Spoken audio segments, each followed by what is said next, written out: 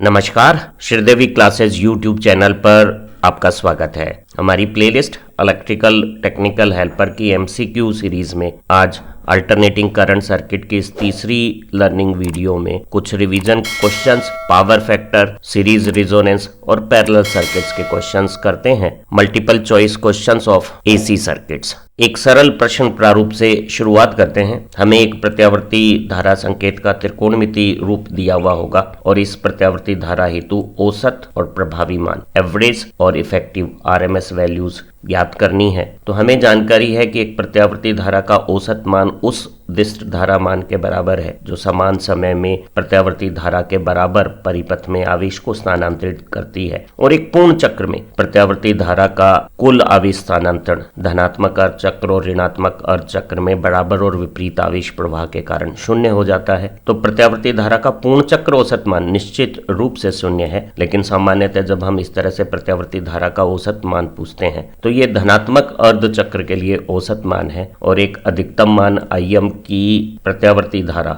धनात्मक अर्ध चक्र में अपने अधिकतम मान के 2 गुना में पाई का भाग देने से जो राशि बनती है उस राशि की दिष्ट धारा के बराबर आवेश स्थानांतरण क्षमता रखती है। तो एक प्रत्यावर्ती धारा का औसत मान अधिकतम मान के 2 गुने में पाई का भाग देने से आएगा। यहाँ त्रिकोणमिति सूत्र में साइन फलन के आगे जो पूरी अंक लिखी हुई है 2.2 वो अधिकतम मान है, उसे 2 गुना करने पर पाई को अगर 22/7 लिखें और 2.2 और 22 में विभाजन से यहाँ हर में 10 आ जाएगा, 7 ऊपर जाके, और हमारा अंतिम रिजल्ट औसत मान का 1.4 एम्पियर आ जाएगा। तो पहले और तीसरे में से कोई एक सही विकल्प हो सकता है, प्रभावी मान से वो निर्धारण हो जाएगा। तो यहाँ ये जो साइन के ठीक आगे 2.2 लिखा हुआ है वो अधिकतम मान है। किसी प्रत्यावर्ती धारा का प्रभावी या रूट मीन स्क्वायर आरएमएस मान वो दिष्ट धारा मान है जो प्रत्यावर्ती धारा के बराबर समान समय और समान प्रतिरोध परिपथ में ऊष्मा उत्पादन का कार्य करता है, और ये अधिकतम मान में √2 का भाग देने पर 1/√2 को हम 0.707 लिख सकते हैं, और जब हम अधिकतम मान 2.2 से गुणा करेंगे तो प्रभावी मान 1.555 एम्पियर प्राप्त हो जाएगा। तो यहाँ जो पहला ए विकल्प है वो सही उत्तर हो गया है। तो एक प्रत्यावर्ती त्रिकोणमिति सूत्र में साइन के आगे जो अंक लिखा होता है वो अधिकतम मान है, अधिकतम मान के 2 गुना में पाई का भाग देने से औसत मान प्राप्त हो जाएगा, और अधिकतम मान में √2 का भाग या 0.707 का गुणा करने से आरएमएस मान प्राप्त हो जाएगा। आज का दूसरा प्रश्न अनेक परीक्षा में आए हुए प्रश्नों को जोड़कर बनाया गया प्रश्न प्रारूप है। पूछा गया है विद्युत राशि और उसके मात्रक में सही मिलान कौन से हैं। तो जो स्वप्रेरकत्व गुणांक है, कोएफिशिएंट ऑफ सेल्फ इंडक्टेंस, जो एक कुंडली में समय के साथ होने वाली धारा के परिवर्तनों का विरोध करता है, उसे हेनरी इकाई में जैसे कैपिटल H से इंकित करते हैं और L संकेत से स्वप्रेरकत्व गुणांक को प्रदर्शित करते हैं, बताया जाता है। और अगर किसी कुंडलित संरचना में धारा समय के साथ di/dt दर से परिवर्तित हो तो परिवर्तन को बनाए रखने के लिए LdI/dt की आवश्यकता होगी,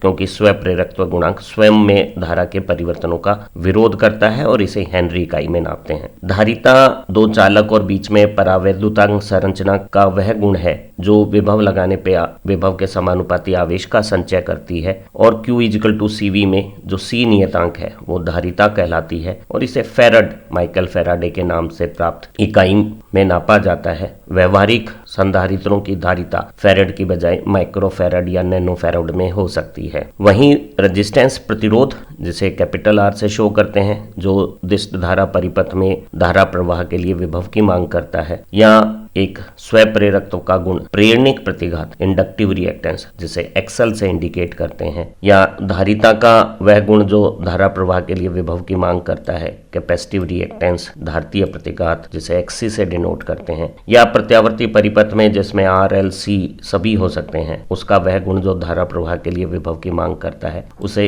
इम्पीडेंस, प्रतिबाधा कहते हैं। और प्रतिरोध, प्रेरणिक प्रतिघात, धारितीय प्रतिघात और प्रतिबाधा सभी को हम ओम इकाई में नापते हैं, और विभव और धारा के बीच में रूप हो सकते हैं V=IR, V=IXL, V=IXC, या सबसे प्रचलित V=IZ। ध्यान रहे जो प्रेरणिक प्रतिघात है वो स्वप्रेरकत्व गुणांक में कोणीय आवर्ती या 2πf का गुणा करके होगा, तो XL ω L या 2πfl है और इसकी इकाई ओम हो जाएगी। वहीं धारिता का जो कैपेसिटिव रिएक्टेंस है, धारितीय प्रतिघात Xc, उसका गणितीय सूत्र 1/2πfc है। L और C का धारा रोकने का गुण विपरीत प्रकृति के गणितीय रूप रखता है। जैसे L दुगना करने पर प्रतिघात दुगना होगा और C दुगना करने पर प्रतिघात आधा होगा। यही बात हम आवर्ती के लिए कह सकते हैं। आवर्ती दुगना करने पर प्रेरणिक प्रतिघात दुगना और धारितीय प्रतिघात आधा हो जाता है। लेकिन इनकी गणना के सूत्र XL = 2πfl, Xc = 1/2πfc भले ही भिन्न हो, दोनों की इकाई ओम है और XL और Xc एक जैसा गुण परिपथ में प्रदर्शित करते हैं। प्रत्यावर्ती धारा के प्रवाह के दौरान धारा के समानुपाती विभव L और C के सिरों पर आती है और L चुंबकीय क्षेत्र में बढ़ते करंट पे ऊर्जा का संचय और घटते क्रम पे ऊर्जा का निकास करता है। वहीं C बढ़ती वोल्टेज पे ऊर्जा का संचय और घटती वोल्टेज पे ऊर्जा का निकास करता है। तो ये प्रतिघातीय अवयव हैं। वहीं चालकत्व तो कंडक्टेंस जिसे कैपिटल G से शो करते हैं, एडमिटेंस जिसे हिंदी में प्रवेश्यता कहते हैं जिसे कैपिटल Y से शो करते हैं, और ससेप्टेंस जिसे हिंदी में अधिकल्पित प्रवेशता कहते हैं कैपिटल B से शो करते हैं। यहाँ XL का उल्टा 1/2πfl और Xc का उल्टा 2πfc ससेप्टेंस हो सकता है और ससेप्टेंस को हम ओम से उल्टी महो इकाई या साइमन इकाई में नापते हैं और ये G R का उल्टा 1/R है। तो चालकत्व, प्रवेशता, अधिकल्पित प्रवेशता, कंडक्टेंस, एडमिटेंस, ससेप्टेंस सभी की इकाई साइमन या महो है। और यहाँ पहला, दूसरा, तीसरा सभी सही मिलान किए हुए हैं विद्युत राशि और मात्रक के, ताकि आप इन राशियों के संगत मात्रकों को याद कर सकें। तो यहाँ इस प्रश्न में ये जो चौथा बिना हाईलाइट किया हुआ विकल्प है वो सही विकल्प हो गया है। हमने पिछली लर्निंग वीडियो में शक्ति गुणांक पावर फैक्टर पर आधारित कई प्रश्न किए थे। आज भी हम कुछ पावर फैक्टर के प्रश्न कर रहे हैं और कुछ सैद्धांतिक बातें भी सीख रहे हैं। पूछा है पावर फैक्टर का गणितीय रूप क्या हो सकता है। तो पहला विकल्प है धारा और विभव में जो कलांतर कोण है उसका कोसाइन पावर फैक्टर है और ये एक सत्य मिलान है। पावर फैक्टर कोस फाई होता है। एक शुद्ध प्रतिरोध परिपथ में धारा और विभव समान कला में होती हैं। दोनों का जीरो क्रॉसिंग, पॉजिटिव पीक या नेगेटिव पीक एक ही समय स्थिति पर आते हैं और ऐसे परिपथ में तात्क्षणिक शक्ति का मान परिवर्तित तो हो सकता है लेकिन वो सदैव धनात्मक रहता है और धारा और विभव में शून्य कलांतर के साथ कोस फाई का मान अधिकतम 1 के बराबर होता है। तो शुद्ध प्रतिरोध और एक अनुनादी परिपथ में धारा विभव के बीच में कलांतर 0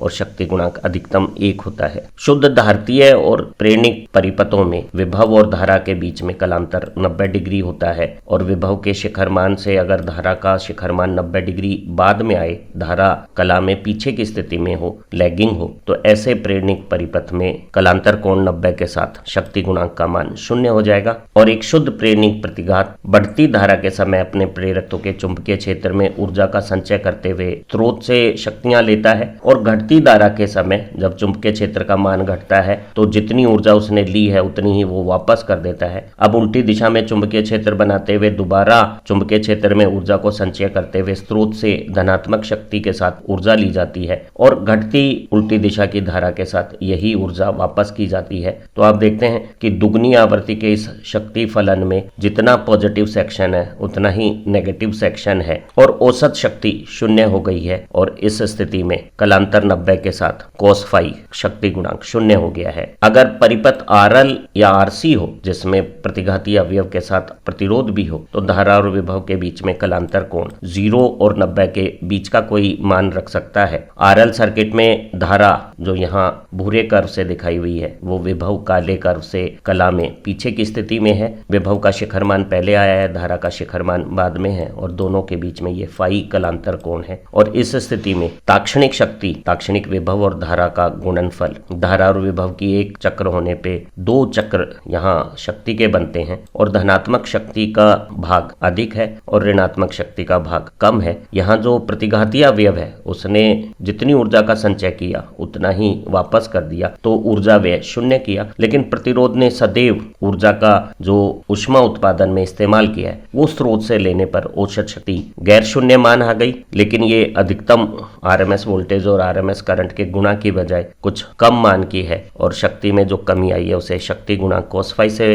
प्रकट किया जा सकता है। और जब फाई 0 और 90 डिग्री के बीच का है तो cos फाई का मान 0 और 1 के बीच में कुछ हो सकता है। और प्रेरणिक परिपथ में जब धारा पीछे होती है तो ऐसे पावर फैक्टर को हम लैगिंग पश्च, और कैपेसिटिव सर्किट में जब धारा आगे होती है तो ऐसे पावर फैक्टर को लीडिंग या अग्र कहते हैं। परिपथ में औसत या वास्तविक शक्ति P का संबंध VI cos फाई है और पावर फैक्टर औसत शक्ति में आरएमएस वोल्टेज और आरएमएस करंट का भाग देने से आता है। ये एक सही विकल्प है। और एक परिपथ में जब प्रतिबाधा त्रिभुज बनाते हैं तो धारा फेजर को R के अनुदिश लेने पर विभव फेजर Z के अनुदिश आता है और प्रतिबाधा त्रिभुज में R और Z के बीच की सदिश दिशाओं में कलांतर कोण के साथ जब हम cos फाई लेते हैं तो वो आधार बटा कर्ण R/Z के अनुपात के बराबर होता है। तो ये भी कथन सही है। तो हमारे परिपथ में शक्ति गुणांक cos फाई, जहां फाई धारा विभव का कलांतर कोण, R/Z जहां R परिपथ का प्रतिरोध और Z परिपथ की प्रतिबाधा है। और किसी परिपथ में अगर R, L, C तीनों हो तो प्रतिबाधा ज्ञात करने के लिए पहले XL और XC का शुद्ध प्रतिघात ज्ञात किया जाता है और शुद्ध प्रतिघात और प्रतिरोध परस्पर लंबवत सदिश होने पर Z उनकी पाइथागोरस कैलकुलेशन से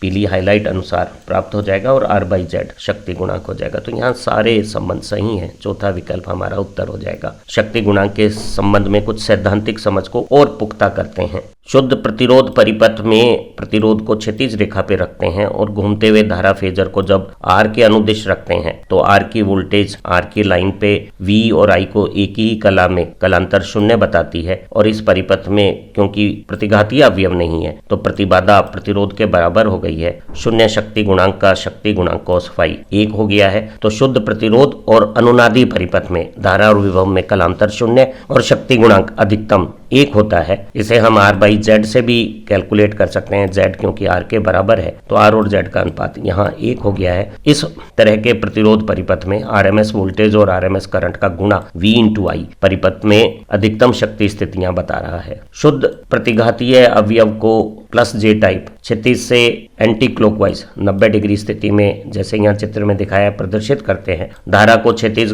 सदिश बनाने पर L की विभव L की रेखा में धारा से 90 डिग्री आगे की कला में आ जाती है और जब धारा और विभव में 90 डिग्री का कलांतर हो तो शक्ति गुणांक cos 90 शून्य हो जाएगा। इसे यूं भी समझा जा सकता है कि इस परिपथ में R नहीं है और Z XL के बराबर है तो R/Z अगर कैलकुलेट करें तो वो भी शून्य है। ऐसे परिपथ बढ़ते करंट के समय ऊर्जा का संचय करके घटते करंट पे वही ऊर्जा जब वापस कर देंगे तो परिपथ में औसत शक्ति, भले ही परिपथ में वोल्टेज है, करंट है, लेकिन शक्ति गुणांक शून्य होने पर शून्य हो जाएगी। यही बात कैपेसिटिव सर्किट के लिए कही जा सकती है। XC को चित्र में क्षैतिज से क्लॉकवाइज 90 डिग्री स्थिति में -J टाइप प्रदर्शित करते हैं। धारा को क्षैतिज रखने पर C की वोल्टेज XC की दिशा में धारा और विभव में 90 डिग्री का कलांतर और धारा कैपेसिटिव सर्किट में करंट 90 डिग्री आगे। C4 करंट, C4 कैपेसिटर हम याद कर सकते हैं। कैपेसिटर में करंट आगे रहता है और जब 90 डिग्री कलांतर है तो शक्ति गुणांक cos 90 एक बार फिर 0 हो जाएगा। ये भी ऊर्जा का संचय निकास करेंगे लेकिन ऊर्जा की खपत नहीं करेंगे। यहाँ V भी है, I भी है, लेकिन औसत शक्ति शून्य है। अगर सर्किट RL या RC प्रकृति के हैं तो धारा और विभव में कलांतर 0 और 90 डिग्री के बीच में कोई मान रखेंगे और ऐसी स्थितियों में शक्ति गुणांक cos 0 1, cos 90 0, 1 और 0 के बीच की कोई स्थिति रखेगा। इनके प्रतिबाधा त्रिभुज बनाए जा सकते हैं। R और XL की स्थिति बनाने पर उनका सदिश जोड़ प्रतिबाधा Z पाइथागोरस कैलकुलेशन से निकाला जाता है और R के अनुदिश क्षैतिज रेखा पे धारा होने पे Z के अनुदिश जब V आती है तो जो Z और R में कोण है वही V और I में कोण होता है और इस कोण का कोसाइन आधार बटा कर्ण R/Z रूप रख लेगा और cos फाई का मान 0 और 1 के बीच में डिपेंड करेगा R और XL के सापेक्षित मान क्या है। यही बात R और XC के सापेक्षित मान के साथ RC सर्किट के लिए कही जा सकती है। RL और RC दोनों के प्रतिबाधा त्रिभुज दूसरी गणनाएं लगभग एक जैसी है, सिर्फ XL ω/L है और XC 1/ωc है। और XC जब नीचे की दिशा में बनाया जाता है, ZR से नीचे क्लॉकवाइज डायरेक्शन में होता है तो V से I आगे करती रहती है तो कैपेसिटिव सर्किट में करंट आगे रहता है और इंडक्टिव में पीछे, लेकिन पावर फैक्टर के मान दोनों में 0 से 1 के बीच में रहते हैं। हमारे इस चौथे प्रश्न में किसी प्रत्यावर्ती परिपथ में प्रेरक प्रतिघात इंडक्टिव रिएक्टेंस XL 21 ओम और प्रतिबाधा इंपीडेंस Z 35 ओम दिया हुआ है, तो शक्ति गुणांक का मान ज्ञात करना है। शक्ति गुणांक धारा और विभव के कलांतर कोण का कोसाइन परिपथ के प्रतिरोध और प्रतिबाधा का अनुपात होता है। यहाँ प्रतिबाधा 35 ओम हमें दिया हुआ है और प्रतिरोध R का मान प्रतिबाधा त्रिभुज में प्रतिबाधा, प्रतिरोध और प्रतिघात के बीच में जो पाइथागोरस कैलकुलेशन है, R आधार पे, X लंब पे और Z कर्ण पे होता है, उससे गणना की जा सकती है और R का मान Z square minus X square निकालने पर यहाँ Z 7 से 5 गुना है और X 7 से 3 गुना है। 7 के वर्ग को वर्गमूल से बाहर 7 के रूप में लेने पर ये 5 का वर्ग 25 और ये 3 का वर्ग 9 घटाने पे 16, 16 का वर्गमूल 4, तो R का मान आ गया 7 इंटू 4 28 ओम। 3 4 5 एक मानक पाइथागोरस पेयर है, आधार और लंब में से एक 3 दूसरा 4 हो तो कर्ण 5 होता है, तो हमें 3 4 5 पाइथागोरस पेयर से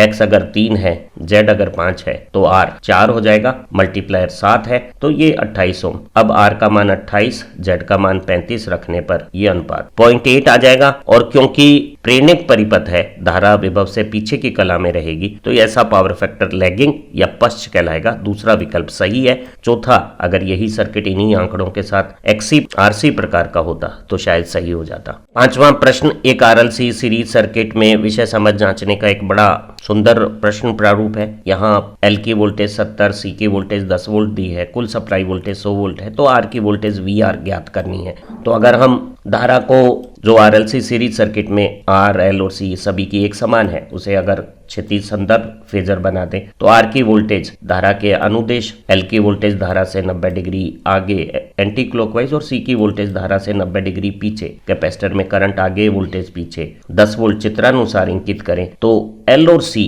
विपरीत प्रकृति के प्रतिघाती अवयवों की वोल्टेज विपरीत दिशा में जब सदिश जोड़ करेंगे तो अंतर के बराबर 60 वोल्ट आ जाएगी। और अब अगर कुल वोल्टेज 100 है, शुद्ध प्रतिघातीय वोल्टेज 60 है, तो स्टैंडर्ड 3 4 5 पाइथागोरस पेयर से हम 100 को 5 का भाग देने पे गुणक 20 पा रहे हैं, 60 20 से भाग देने पे 3 आ रहा है, तो ये 3 इकाई, ये 5 इकाई, तो ये 4 इकाई, 20 का 4 गुना 80 वोल्ट हमारा उत्तर हो जाएगा। तो R की वोल्टेज यहाँ 80 वोल्ट है। हम 100 के वर्ग में 60 का वर्ग घटा के वर्गमूल लेकर भी ये गणना 80 वोल्ट कर सकते थे।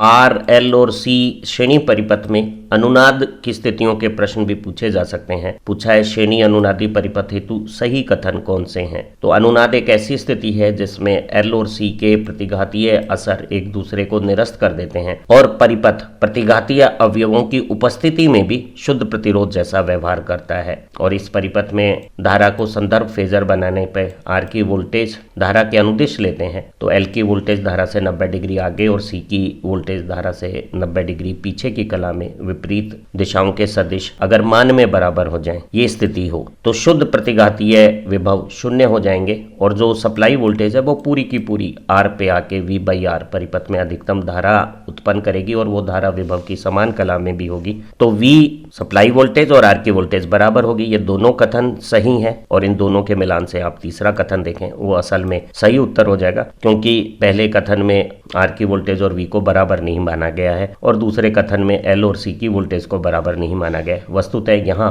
L और C की वोल्टेज बराबर और विपरीत कला में है और सप्लाई वोल्टेज और R की वोल्टेज भी बराबर और समान कला में है। RLC श्रेणी परिपथ के अनुनाद पर ही आधारित हमारा 7वां प्रश्न है। पूछा गया है कि AC RLC श्रेणी परिपथ में अनुनाद की आवृत्ति FR को कैसे बढ़ाया जा सकता है और ये हर्ट्ज में है। अनुनाद के समय प्रेरणिक प्रतिघात और धारतीय प्रतिघात मान में बराबर हो जाते हैं, इसीलिए शुद्ध प्रतिघात 0 होने पर Z R जैसा व्यवहार करने लगता है। XL का मान 2πfL और XC का मान 1/2πfC लिखें और F के वर्ग को वर्गमूल लेकर हल करें तो ये 2π का वर्ग वर्गमूल लेने पे 1/2π रूप ले लेगा और LC जो गुणा आया है वो वर्गमूल में हर में 1/√L LC वर्गमूल रूप ले लेगा। और यहाँ स्पष्ट है, अगर हम L या C दोनों में से किसी एक के मान को बढ़ाएंगे तो F घटेगी, और अगर अनुनादी आवृत्ति को बढ़ाना है तो आपको L और C का गुणा कम करना होगा। तो हम धारिता के मान में या प्रेरकत्व के मान में कमी करेंगे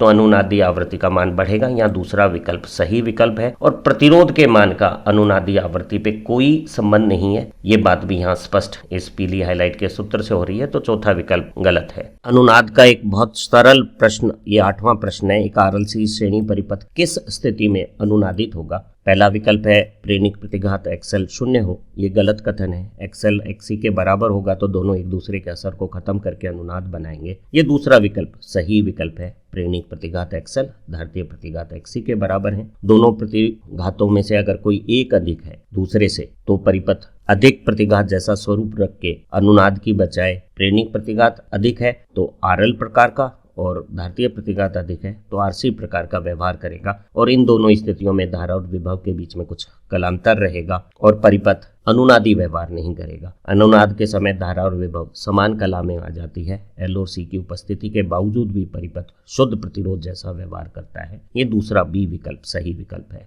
हमारा अगला 9वां प्रश्न भी अनुनाद पर आधारित है। पूछा है अनुनादी अवस्था में क्या न्यूनतम होगा? तो अनुनाद की स्थिति में प्रेरक प्रतिघात धारितीय प्रतिघात के जब बराबर हो जाता है तो शुद्ध प्रतिघात आवृत्ति बढ़ाने पर जो शुरू में धारितीय प्रकार का था वो घटकर अनुनाद पे 0 हो जाता है, और तत्पश्चात प्रेरक शुद्ध प्रतिघात बढ़ता है। तो शुद्ध प्रतिघात का मान अगर आवृत्ति बढ़ाएं तो शुरू में घटता है, अनुनाद पे न्यूनतम 0 हो जाता है। तो निश्चित रूप से प्रतिघात अनुनाद के समय न्यूनतम है, और एक नियत प्रतिरोध के परिपथ में आवर्ती बदलने से जब शुद्ध प्रतिघात बदलता है और अनुनाद पे 0 हो जाता है तो अनुनादी अवस्था में प्रतिबाधा भी प्रतिरोध के बराबर होकर न्यूनतम हो जाती है। तो ये कथन भी सही कथन होता। यहाँ प्रतिबाधा भी अनुनाद के समय न्यूनतम है ऐसा विकल्प दिया हुआ नहीं है। अगर प्रतिबाधा भी विकल्प के तौर पे दी जाती तो वो भी अनुनाद के समय न्यूनतम प्रतिरोध के बराबर हो जाती। परिपथ की धारा अनुनाद के समय अधिकतम है और परिपथ का शक्ति गुणांक भी अनुनाद के समय अधिकतम है। तो ये दूसरा, तीसरा विकल्प और चौथा विकल्प अधिकतम की स्थितियां हैं और शुद्ध प्रतिघात और प्रतिबाधा न्यूनतम की स्थितियां हैं। RLC श्रेणी परिपथ में अनुनाद से संबंधित कुछ सांख्यिक प्रश्न भी पूछे जा सकते हैं। अगर परिपथ में प्रतिरोध 100 ओम, प्रेरकत्व 1 मिली हेनरी और धारिता 1000 माइक्रोफैरड हो तो अनुनादी आवृत्ति का हर्ट्ज में मान पता करना है। अनुनाद के समय प्रेरक प्रतिघात और धारितीय प्रतिघात बराबर मान के होते हैं। प्रेरक प्रतिघात XL 2πfL जहां L परिपथ में प्रेरकत्व का मान है और XC 1/FC परिपथ में धारिता का मान C है, और यहाँ F हर्ट्ज में अनुनादी आवृत्ति का रूप हो गई है। जिसे हम हल करें तो ये रूप प्राप्त कर सकते हैं। यहाँ इस अनुनादी आवृत्ति के सूत्र 1/2π वर्गमूल 1/LC में L का मान 1 मिली हेनरी, मिली ध्यान रहे 10⁻³ है, और धारिता 1000 माइक्रोफैरड, माइक्रो 10⁻⁻6। हल करने पर यह भी 10⁻³ है। वर्गमूल के अंदर 10⁻³ का वर्ग, बाहर लेने पर 10⁻³ हर में आएगा जो ऊपर लेने पर 1000 आ जाएगा, और 1000 में 2 का भाग देने पे 500 और 500/π हर्ट्ज इस दिए हुए RLC सर्किट में अनुनादी आवृत्ति का मान हो गया है। ध्यान रहे अनुनादी आवृत्ति की गणना परिपथ के प्रतिरोध जो यहाँ 100 ओम दिया है उस पर निर्भर नहीं होती। ये 100 की बजाय अगर 200 ओम भी होता तब भी उत्तर यही होता। 500/π हर्ट्ज पे ये सर्किट जिसमें L 1 मिली हेनरी और C 1000 माइक्रोफैरड है अनुनाद होगा। 2 सरल समांतर परिपथों के सवालों के साथ आज की लर्निंग वीडियो की समाप्ति करते हैं। एक सिंगल फेज का R और C समांतर परिपथ दिया हुआ है जिसमें R की धारा IR और C की धारा IC हो तो लाइन धारा I की गणना करनी है। समांतर परिपथों में विभव सभी अवयवों के समान होते हैं तो विभव को संदर्भ फेजर बना लेते हैं। R की धारा विभव की कला में और C की धारा विभव से 90 डिग्री आगे जब हम सदिश रूप में निरूपित करते हैं तो कुल लाइन धारा R की धारा और C की धारा का सदिश जोड़ पाइथागोरस कैलकुलेशन से आएगा। वो R और C की धारा का अंतर या जोड़ नहीं है और वो इस तरह की गणना भी नहीं है, बल्कि वो R की धारा और C की धारा के वर्ग को जोड़कर वर्गमूल लेने से पाइथागोरस कैलकुलेशन से प्राप्त होगी। D सही विकल्प है। अगर यही 2 अवयव L और C होते तो L की धारा विभव से 90 डिग्री पीछे की कला में आती और ऐसी स्थिति में C की धारा और L की धारा घटकर लाइन धारा हो जाती। तो प्रतिघातीय धाराएं सदिश स्थितियों में विपरीत होने पे घटती हैं और जो उनका शुद्ध मान होगा वो आर की धारा के साथ पाइथागोरस कैलकुलेशन कर लेगा। प्रतिरोध के व्युत्क्रम को कंडक्टेंस चालकत्व कहते हैं और अगर हमारे परिपथ में 3 समांतर में कंडक्टेंस G1, G2, G3 जोड़े जाएं तो इस परिपथ का तुल्य चालकता कंडक्टेंस क्या होगा। तो कंडक्टेंस धारा वहन की सुविधा है और अगर 3 धारा वहन के रास्ते समांतर में उपलब्ध होंगे तो कुल धारा वहन जुड़कर आ जाएगा, तो कुल कंडक्टेंस भी सरल जोड़ से आ जाएगा। अगर यही G की बजाय R दिए हुए होते तो तुल्य परिपथ की प्रतिरोध का उल्टा 1/R 1/R1 1/R2 plus 1/R3 के बराबर होता। समांतर में तुल्य प्रतिरोध ज्ञात करना, प्रतिरोध का उल्टा चालकत्व है तो इक्विवेलेंट G तुल्य कंडक्टेंस, अलग अलग कंडक्टेंस का जोड़, पहला विकल्प सही विकल्प है। उम्मीद है आज की इस लर्निंग वीडियो से पावर फैक्टर और रेजोनेंस के बारे में आपकी समझ बेहतर बनी होगी और प्रत्यावर्ती श्रेणी परिपथ में इस तरह के जो मल्टीपल चॉइस क्वेश्चंस आते हैं उन्हें भी आप सफलतापूर्वक परीक्षाओं में कर सकेंगे। और हमने कुछ पैरेलल आरएलसी सर्किट के प्रश्न भी यहाँ बताए हैं। हमारी 3 जो सिंगल फेज एसी सर्किट की लर्निंग वीडियोस हैं 10, 11, 12 नंबर, उनकी मदद से आप निश्चित रूप से परीक्षाओं में बहुत अच्छी सफलताएं पा सकते हैं। इसी को आगे बढ़ाते हुए फिर मिलते हैं एक नई लर्निंग वीडियो के साथ। Thank you very much.